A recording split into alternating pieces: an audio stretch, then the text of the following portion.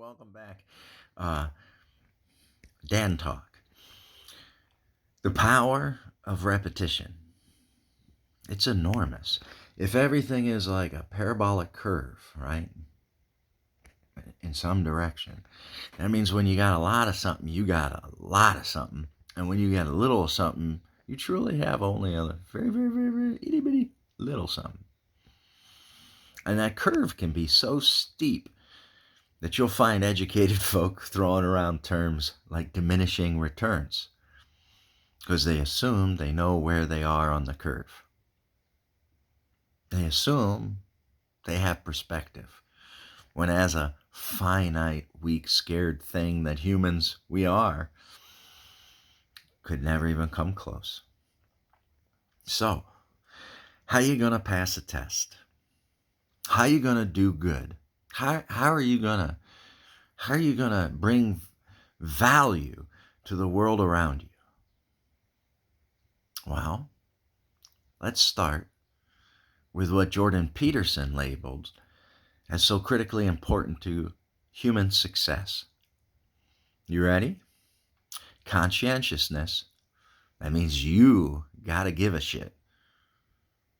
You gotta care. Why do you care? Why wouldn't you care?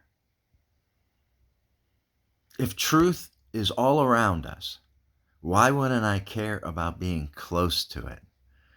Who gets to spend their life more present? The person with strong feelings or the person who is calm? Not calm because you're putting on an act. Calm because you're centered. Calm because you've been betrayed to hell. And you quickly learn in that place that the only thing you can carry is truth. Everything else causes way too much pain. Way too much pain. And one of the dilemmas of being sent to hell is similar to dilemmas from like grief, for instance, or that syphilis dude having to carry the whole world on his shoulder. You gotta get up the hill, and every day you gotta get it up the hill again. Guess what? Every day you're alive, you begin the day either in heaven or hell. And the beauty of Americans' pursuit of happiness is the compass that leads you to heaven. Happiness isn't endless hedonic pleasures, but it certainly wouldn't be denying them either. It's not taking a breath. I mean, we're talking about basic needs, right? Air, water, food, socialization, shelter, clothing, perhaps. For men, sexual function. It's a basic need. So, about being healthy is about being present and being kind and humble and grateful and thankful and forgiving, particularly when you get all your basic needs. It's a pretty good day right there. Now, if you get your priorities correct, then you take care of yourself, you take care of your spouse, you then take care, women, then you take care of the kids. Because a healthy father who's happy gives way more than a woman ever could. Even the men that are broken still are better at being men than a woman. So, how do you get it right when you're emotionally lost and you're overwhelmed and you're broken by fears and you abuse yourself most with your own nonsense and fears? What do you do with that? Well, you make your mistakes less. And how you make the mistake less is you repeat the action. For instance, let's say you needed a drywall, like you needed to hang drywall and put up some sort. You can use paper tape, you can use mesh. You got to do something to seal up the seams. And then you got to lay some mud over it and you got to clean up, make it all look flat and beautiful. Go. Let's say the first time you do that, you get an F. You move the needle, maybe you got 50% of the solution. Now, the way I approach it is as you stack being really good at one thing, it makes it easier for you to learn and become really good at the other. So if I'm busy being able to become by being really good at something and learning, like, you're centered, man. You have peace. If you do that all day, if you do that, not all day, if you do that every day peace is handed to you. Doesn't matter where you walk. Doesn't matter if you're going through hell. Like, listen, you don't got to be perfect. Everybody stumbles. But at the end of the day, you know how you did. And you grade yourself every day, even though you shouldn't. That's where respect comes from. That's why women struggle to earn it. Because nobody thinks less of her than her, sadly. Every time she becomes emotionally dysregulated as she practices kindness, humility, gratitude, rejoicing in truth and forgiveness.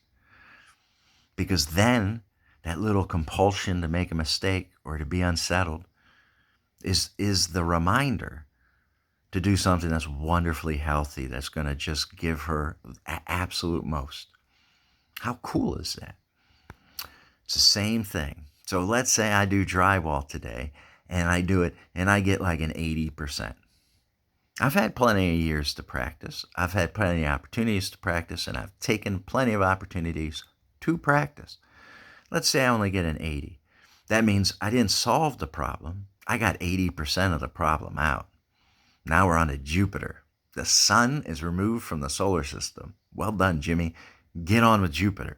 Do it again and see if this time you do it, you can get a 90% rather than that 80. Because I still got 20% of the problem. And either way, I'm going to round up the next one and call it 5, because 4 is pretty close to 5.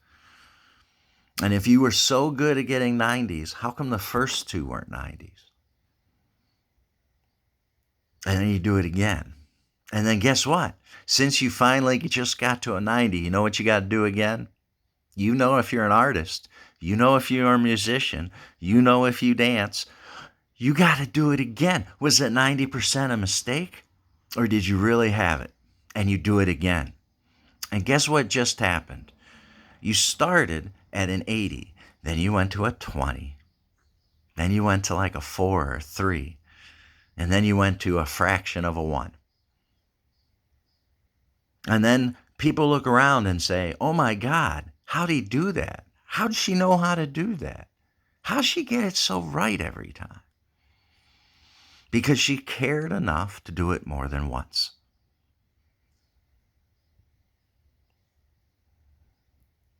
Right?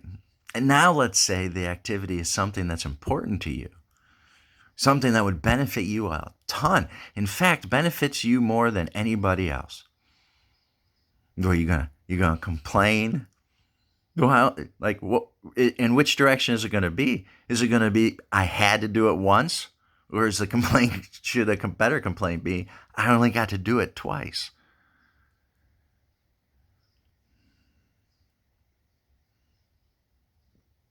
Repetition.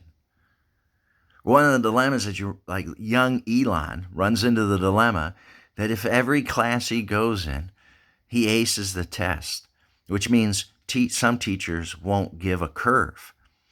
So everybody else in the class just got an F because Elon got an A. Some teachers grade like that. That's brutal, ain't it? That's brutal. And so everybody around will start, you learn quickly that you're not responsible for them. You're responsible for you. And it's going to bother you when they chastise you when you don't get that A. You're expected to get that A. What the hell is Elon doing in the 5th grade not getting A's? What the hell is that? Right? Nobody says, hey, congratulations, kiddo, you are crushing it. Hey, slow down. You gotta go for a walk. Get your head out of that book. Let's go fishing. So what that bright student is forced to learn very quickly is the truth that even if he's brilliant and he takes the test once, he's only going to be in the 90 percentile, and that's of the limited amount we know. So how much room for improvement is there? So his real exceptionality is that a direct result of willing to do something again and again and again and to learn. That's called being present, being healthy. And if tools work for the brightest and the most successful, and they work for the biggest failures on earth that are living in hell, what's the odds it wouldn't work for you? Wow, it's pretty good. 11 minutes. Happy Sunday. There is benefit to having some routine. For me, it's about direction. If I'm taking care of my family before I take care of myself, I take care of my spouse, I take care of my kids, now I'm taking care of work. So what best I have done before the rest of the world begins working tomorrow? It's the first day of the week. How come you didn't get to Saturday with enough done that you could just rest and be present with the people who love you most? What's more important?